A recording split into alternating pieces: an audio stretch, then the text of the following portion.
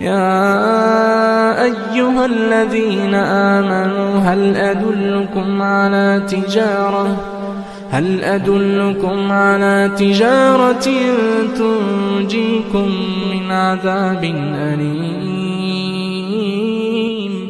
تؤمنون بالله ورسوله وتجاهدون في سبيل الله بأموالكم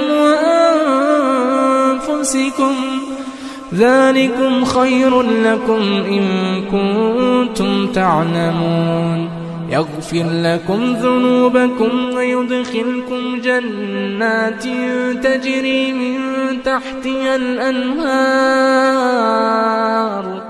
ومساكن طيبة في جنات عدن ذلك الفوز العظيم وأخرى تحبونها نصر من الله وفتح قريب وبشر المؤمنين